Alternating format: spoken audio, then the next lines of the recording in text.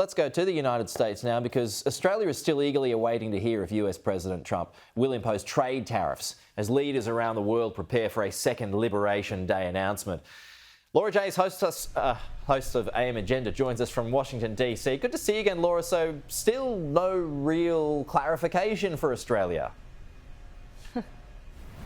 No, not at all. We heard from Carolyn Levitt today from the White House press room. She's saying that Trump is doing deals still in these last 9 or 10 days before that self-imposed deadline does kick in. So you talk about that second Liberation Day.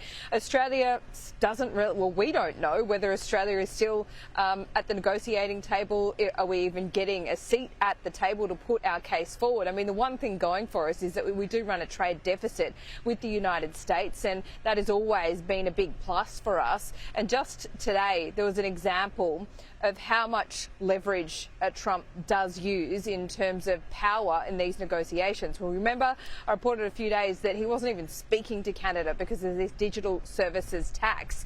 That was meant to be imposed today. It was coming in place today. Last night, Mark Carney called Donald Trump and said, actually, we're not going to do it. And so those talks are back on. This was Carolyn Levitt.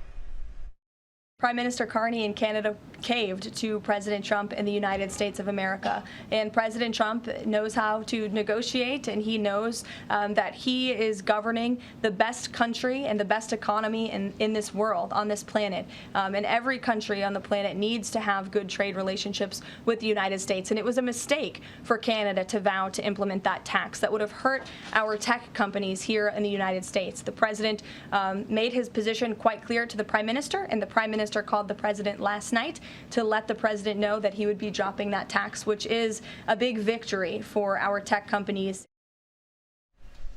So there you have it. Trump would say simple. You drop things like that and we've got a deal, or we're getting close to a deal with those kind of things. Look, I don't even know whether we are still engaged in talks. Maybe it's happening at an official level. But for example, Don Farrell, I know, is on leave. He's entitled to be on leave, but he's on leave this week. So that probably tells you what's happening, or rather not happening, from a minister to minister level there. But there is still time.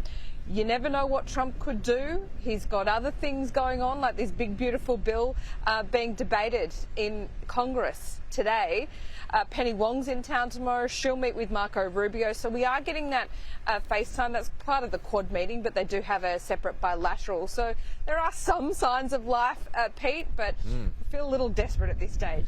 Seems as though, yeah. Prime Minister joining us next hour. We'll be able to talk to him about that and a whole lot more. Thank you, Laura.